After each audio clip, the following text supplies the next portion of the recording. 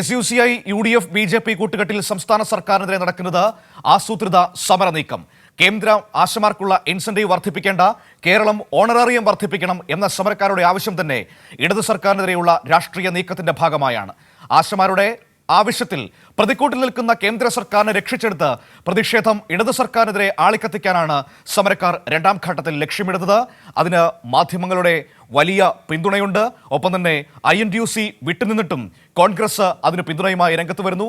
അതിൻ്റെയൊക്കെ പുറകിൽ ഒരുപാട് അണിയറ കഥകളുണ്ട്. തിരുവനന്തപുരത്ത് നിന്ന് നിർബൻ നമ്മളോടൊപ്പം ചേരുകയാണ് ഈ വാർത്തയുടെ സമഗ്ര വിവരങ്ങളുമായി. നോക്കാം ഈ SUCI സമരത്തിന്റെ തിരക്കഥയെക്കുറിച്ച്. Nirban, good morning. Good morning, very good morning Manu. നമ്മൾ ഈ SUCI സമരത്തിന്റെ തിരക്കഥ ഇങ്ങനെ പറഞ്ഞുകൊണ്ടിരിക്കുകയായിരുന്നു. അതായത് 10 വർഷമായി കേന്ദ്ര സർക്കാർ ഇൻസെന്റീവ് വർദ്ധിപ്പിച്ചിട്ട് അതിനെക്കുറിച്ച് SUCIക്കാർക്ക് ഒരാശങ്കയുമില്ല. വർഷാവർഷങ്ങളിൽ ഓണറേറിയം വർദ്ധിപ്പിച്ച് രാജ്യത്തെ ഏറ്റവും കൂടുതൽ ഓണറേറിയം നൽകുന്ന സംസ്ഥാനമായി മാറിയിട്ടും കേരളം കൂട്ടട്ടെ എന്നാണ് അവർ പറഞ്ഞുകൊണ്ടിരിക്കുന്നത്. കേന്ദ്ര സർക്കാരിനെതിരെ ഒരു ചോദ്യവും ചോദിക്കാനും SUCIക്ക് ഇല്ല നിർബൻ. ഇപ്പോൾ രണ്ടാം ഘട്ടത്തിലേക്ക് അവർ സമരം കൊണ്ടുപോകുമ്പോൾ ഇത് അവസാനിപ്പിക്കണം, അല്ലെങ്കിൽ ഇത് തദ്ദേശ തെരഞ്ഞെടുപ്പ് വരെയെങ്കിലും നീട്ടിക്കൊണ്ടുപോകണം എന്നതാണോ ഉദ്ദേശം? തീർച്ചയായും മനു, ഈ സമരത്തിനെ സംബന്ധിച്ച് ദുരൂഹത ആദ്യഘട്ടത്തിൽ തന്നെ പുറത്തു വന്നതാണ്. പക്ഷേ ഒരു സംഘം മാധ്യമങ്ങളും UDFും BJPയും SUCIയുടെ നേതൃത്വത്തിലുള്ള വളരെ ന്യൂനപക്ഷം വരുന്ന ആശാവർക്കർമാരുടെ നേതൃത്വത്തിൽ നടത്തുന്ന സമരം, യഥാർത്ഥത്തിൽ ആശാവർക്കർമാരുടെ ആകെ എണ്ണമെടുത്താൽ അത് നമ്മൾ സമരത്തെ പൂർണ്ണമായി പൊളിച്ചു കാട്ടുകയല്ല, മറിച്ച് വളരെ 26,000 ആശാവർക്കർമാരുള്ളത് ഏകദേശം 500-ന് താഴെ വരുന്ന വളരെ വിരളമായ, അത് തന്നെ രാഷ്ട്രീയ നിലപാട് എടുക്കുന്ന ഒരു സംഘം വർക്കർമാർ മാത്രമാണ് ആ സമര പന്തലിലുള്ളത്. ബാക്കി മുഴുവൻ പേരും SUCയുടെ നേതൃത്വത്തിൽ വിവിധ സ്ഥലത്തു നിന്ന് കൊണ്ടുവന്നതും UDFിൻ്റെയും BJPയുടെയും പ്രവർത്തകരാണ്.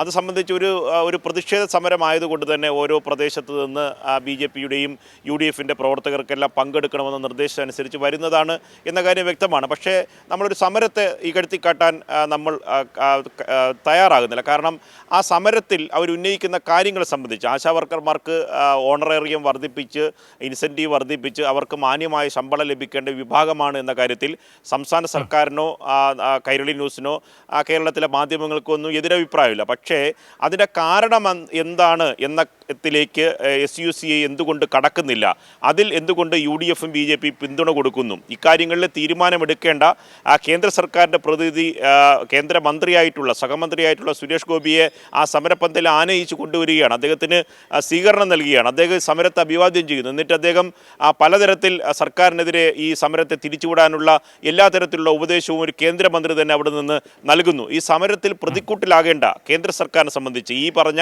ഇൻസെൻറ്റീവ് വർദ്ധിപ്പിക്കേണ്ട, അടിസ്ഥാന ശമ്പളം വർദ്ധിപ്പിക്കേണ്ട കേന്ദ്ര സർക്കാരാണ് ഈ സമരത്തിൽ പ്രതിക്കൂട്ടിലാകേണ്ടത്. പക്ഷേ ഒരു ചോദ്യവും ആശാവർക്കർമാർ അവിടെ സന്ദർശിക്കുന്ന കേന്ദ്ര സർക്കാരിൻ്റെ പ്രതിനിധികളോടോ BJP പ്രതിനിധികളോടോ ചോദിക്കുന്നില്ല. സമരത്തിൽ ഒരു ഘട്ടത്തിൽ പോലും ഒരു മുദ്രാവാക്യവുമില്ല. ഓണറേറിയം 21,000, 7,000 ആണ് കേരളത്തിൽ നൽകുന്നത്. അത് രാജ്യത്തെ ഏറ്റവും വലിയ നിരക്കാണ്.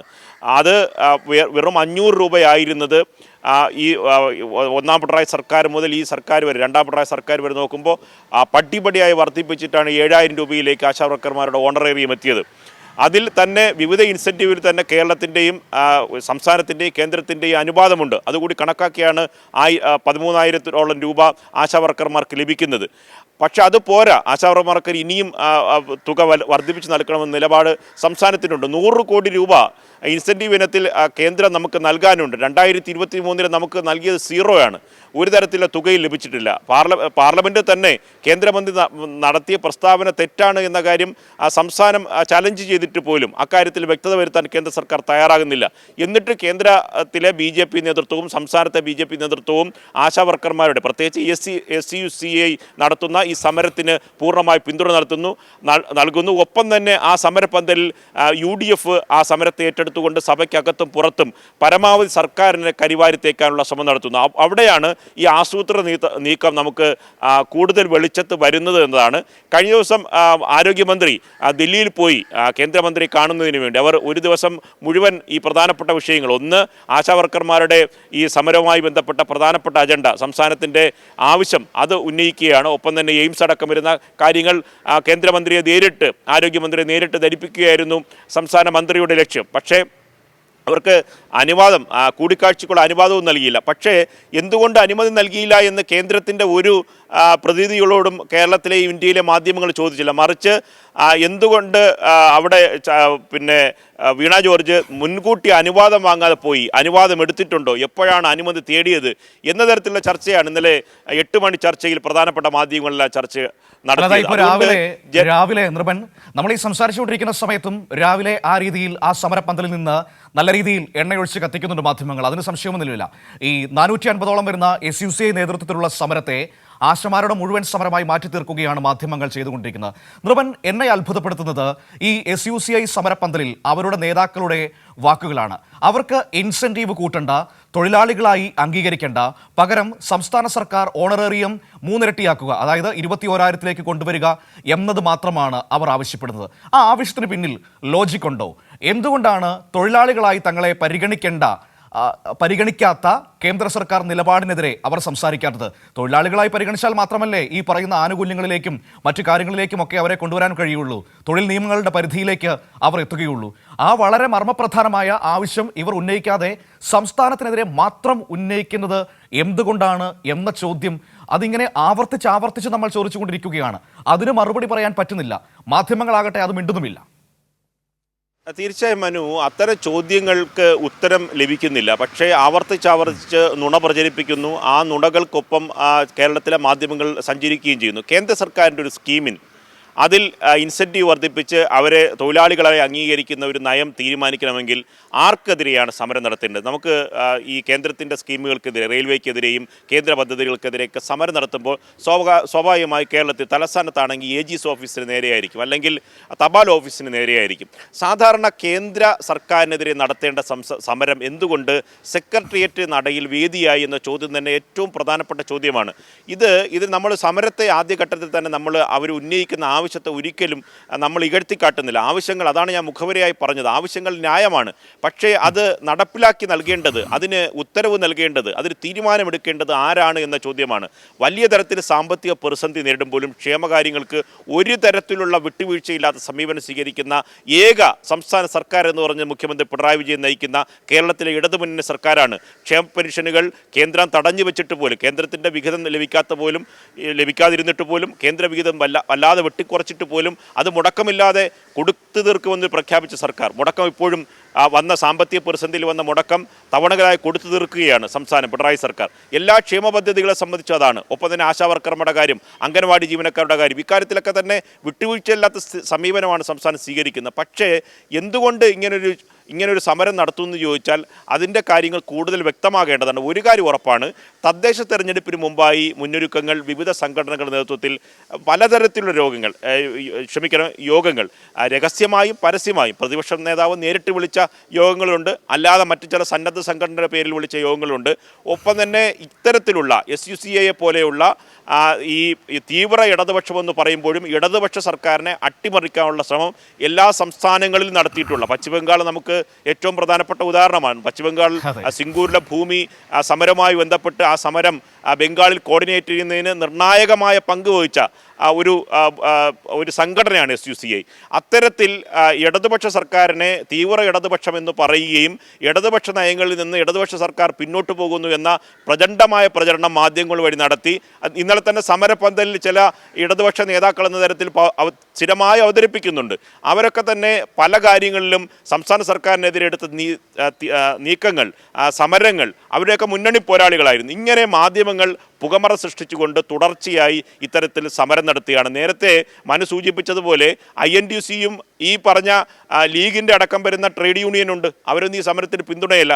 കഴിഞ്ഞ ദിവസം അംഗൻവാടി ജീവനക്കാരുടെ ആനുകൂല്യവുമായി ബന്ധപ്പെട്ട് പ്രതിപക്ഷം സഭയിൽ വിഷയം അവതരിപ്പിച്ചു. അപ്പോൾ P. രാജീവ് പറഞ്ഞാണ്, മാർച്ച് 10-ന് ട്രേഡ് യൂണിയനുമായി ചർച്ച നടത്തിയെടുത്ത തീരുമാനങ്ങളുമായി സംസ്ഥാന സർക്കാർ മുന്നോട്ട് പോവുകയാണ്.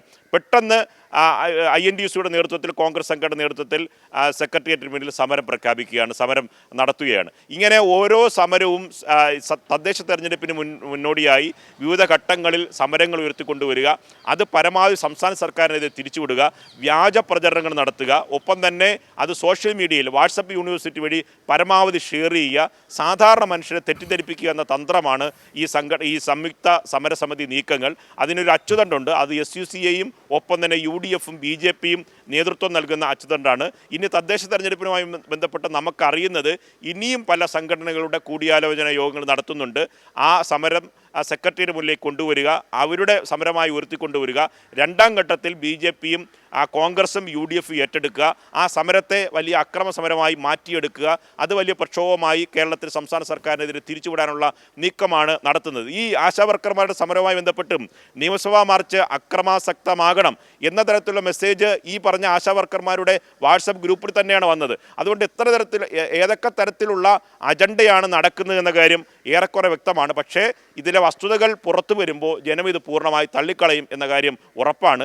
ബംഗാളിനെ പോലെ അല്ല കേരളത്തിലെ ജനങ്ങൾ. അതുകൊണ്ട് സ്വാഭാവികമായി ഇത്തരത്തിലുള്ള അട്ടിമറി നീക്കങ്ങളെ ജനങ്ങൾ വരികൾക്കിടയിലൂടെ, വാർത്തകൾ ദൃശ്യങ്ങൾക്കിടയിലൂടെ വസ്തുത എന്താണെന്ന് മനസ്സിലാക്കുന്ന ഒരു ജനവിഭാഗമാണ് കേരളത്തിലുള്ളത്. അതുകൊണ്ട് ഒന്നാം പിണറായി സർക്കാരിൻ്റെ കാലഘട്ടത്തിൽ ഏത് തരത്തിലുള്ള പ്രചണ്ഡമായ പ്രചരണമാണ് നടത്തിയത്, അതിനെ അതിജീവിച്ചാണ് രണ്ടാമത് പിണറായി സർക്കാർ അധികാരത്തിൽ വന്നത്. അതുകൊണ്ട് ജനക്ഷേമ പ്രവർത്തനങ്ങളുമായി മുന്നോട്ട് പോകുന്ന സർക്കാരിനെ പൂർണ്ണമായി ജനങ്ങൾ മനസ്സിലാക്കും എന്ന് തന്നെയാണ് കഴിഞ്ഞ ദിവസം നിയമസഭയിൽ മന്ത്രി P. രാജീവും പറഞ്ഞത്. അതിൻ്റെ വിലയിരുത്തലുകൾ, പരിശോധനകൾ സ്വാഭാവികമായി അടുത്ത ദിവസങ്ങളിൽ ജനങ്ങളിൽ നിന്ന് ഉയരും. സ്വാഭാവികമായി ഇന്ന് നമുക്കൊന്നുകൂടി കൂട്ടിച്ചേർക്കേണ്ടത് ആശാവർക്കർമാരുടെ സമരവുമായി ബന്ധപ്പെട്ട് ദേശീയ പ്രക്ഷോഭം CITയുടെ നേതൃത്വത്തിൽ ഇന്ന് ഇന്ത്യയിൽ എല്ലായിടത്തും നടക്കുകയാണ്. ഇത് കേരളത്തിന് മാത്രം ബാധിക്കുന്ന വിഷയമല്ല. കേരളത്തിലും സമാനമായ പ്രതിഷേധം നടത്തുന്നു. അവർ ആവശ്യപ്പെടുന്നത് കേന്ദ്ര പാക്കേജാണ്. അടിസ്ഥാന ശമ്പളം 21,000 ആക്കണം, ഒപ്പം തന്നെ മറ്റ് ആനുകൂല്യങ്ങൾ പ്രഖ്യാപിക്കണം, തൊഴിലാളികളെ അംഗീകരിക്കണം. പ്രധാനപ്പെട്ട കാര്യമെന്നറിയാവോ, ആ CITയുടെ ദേശീയ തലത്തിൽ നടക്കുന്ന സമരം അത് കഴിഞ്ഞ കുറേ നാളുകളായി നടന്നുകൊണ്ടിരിക്കുകയാണ്. അവരുടെ ആവശ്യമൊന്ന് ആശാവർക്കർമാരെ തൊഴിലാളികളായി അംഗീകരിക്കുക എന്നതാണ്. അതാണ് അതിൻ്റെ ഏറ്റവും മർമ്മപ്രധാനമായ ഭാഗം. മറ്റൊന്ന് ഇൻസെൻറ്റീവ് അടക്കം 21,000 കൊണ്ടുവരിക, അടിസ്ഥാന ശമ്പളം 21,000 എത്തിക്കുക എന്നും അവർ ആവശ്യപ്പെടുന്നു. പക്ഷേ അതിനെക്കുറിച്ചൊരു വാക്ക് പോലും മിണ്ടാൻ നമ്മുടെ മാധ്യമങ്ങൾ തയ്യാറാകുന്നില്ല. ആ സമരത്തിൻ്റെ അന്തസ്സത്തെക്കുറിച്ച് സംസാരിക്കാൻ അവർ തയ്യാറാകുന്നില്ല. അവർക്ക് ഈ 425 പേര് വരുന്ന SUCIയുടെ സമരം മതി. ഇത് നമ്മൾ എടുത്തു കാണേണ്ടതല്ലേ? ഈ മാധ്യമങ്ങൾക്കൊരു ഉത്തരവാദിത്വമില്ലേ? തങ്ങളുടെ മുന്നിൽ നടക്കുന്നതിൻ്റെ വസ്തുത, യഥാർത്ഥത്തിൽ എന്താണ് സംഭവിക്കുന്നത് എന്നത് പൊതുസമൂഹത്തെ അറിയിക്കാനുള്ള വലിയ ഉത്തരവാദിത്വമില്ലേ?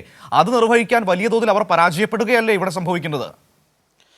തീർച്ചയായും. കാരണം ഈ വസ്തുതകൾ പറയില്ലല്ലോ മനു. ഇന്നലെ തന്നെ നിയമസഭയിൽ ഒരു അടിയന്തര പ്രമേയം കൊണ്ടുവന്നു. അത് അംഗൻവാടി ജീവനക്കാരുടെ ശമ്പളം വർദ്ധിപ്പിക്കുക എന്നാണ്. അതിൽ കേന്ദ്ര വിഹിതം ആകെ 60%, സംസ്ഥാന വിഹിതവും നൽകുന്നത് 40%. ഓണറേറിയമായി അംഗൻവാടി വർക്കർമാർക്ക് കേന്ദ്രം നൽകുന്ന ആകെ തുക 2,700 രൂപ മാത്രമാണ്. എന്നാൽ കേരളം 10 വർഷത്തിൽ താഴെ സേവന കാലാവധിയുള്ള ആളുകൾക്ക് 12,500 രൂപയും അതിൽ കൂടുതലുള്ളവർക്ക് 13,000 രൂപയുമാണ് കേരളം നൽകുന്നത്. അപ്പോൾ കേന്ദ്രത്തിൻ്റെ വിഹിതം എന്താണ് എന്ന കാര്യം നമുക്ക് വ്യക്തമാണ്. ഇത് പൂർണ്ണമായി മറിച്ച് ഇത് അംഗൻവാടി ജീവനക്കാർക്ക് ഏറ്റവും കൂടുതൽ ശമ്പളം കിട്ടുന്ന സംസ്ഥാനം കേരളമാണ്. അംഗൻവാടി ജീവനക്കാർക്ക് അത്രയും പോരാ എന്ന നിലപാട് സംസ്ഥാനത്തിനുണ്ട്. പക്ഷേ ഇത്തരത്തിൽ കണക്ക് കേരളം നൽകുന്ന തുക എന്താണ്, കേന്ദ്രം നൽകുന്ന വിഹിതം എന്താണ്, അതിൽ കുടിശ്ശികയുണ്ടോ, സാമ്പത്തിക പ്രതിസന്ധിക്കിടയിലും സംസ്ഥാന സർക്കാർ എങ്ങനെയാണ് തുക ചിലവഴിക്കുന്നത്, ഇത്തരം കാര്യങ്ങൾ സംബന്ധിച്ച് നമുക്ക് വാർത്തകൾ നൽകാം. ഒരു പ്രതിഷേധം ഉണ്ടാകുമ്പോൾ ആ പ്രതിഷേധക്കാർ ഉന്നയിക്കുന്ന അടിസ്ഥാന ശമ്പള വർധനവായിരുന്നാലും അവർ ആനുകൂല്യങ്ങളായിരുന്നാലും അവരുടെ ഭാഗം നിന്ന് പറയുക സ്വാഭാവികമാണ്. പക്ഷേ അതിനൊപ്പം തന്നെ വസ്തുതകളോട് പറയണ്ടേ? എന്തുകൊണ്ട് സംസ്ഥാനത്തിന് ഇക്കാര്യത്തിൽ തീരുമാനമെടുക്കാനാകുന്നില്ല?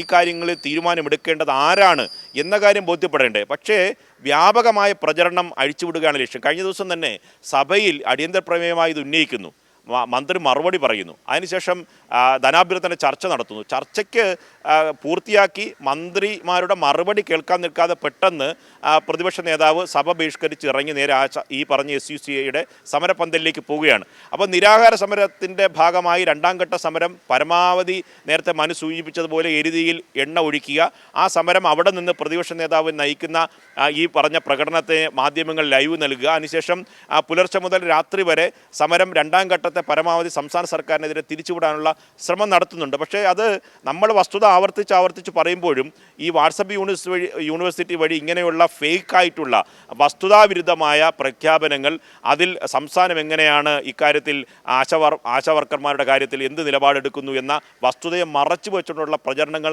നടക്കുകയാണ്. അതുകൊണ്ടാണ് നമ്മൾ ആവർത്തിച്ച് പറയുന്നത് സമരക്കാരുടെ ആവശ്യങ്ങൾ ന്യായമാണ്, പക്ഷേ ആ സമരം നടത്തേണ്ടത് സംസ്ഥാനത്തിനെതിരെയല്ല, കേന്ദ്രത്തിനെതിരെയാണ്. അതുകൊണ്ടാണ് കഴിഞ്ഞ ദിവസം മന്ത്രി പറഞ്ഞത് ഇത് കേരളം ഓണറേറിയം വർദ്ധിപ്പിക്കണം, കേന്ദ്രം ഇൻസെൻറ്റീവ് വർദ്ധിപ്പിക്കേണ്ട എന്ന ന്യായം ഈ സമരക്കാർ എങ്ങനെയാണ് ഉന്നയിക്കുന്നത്?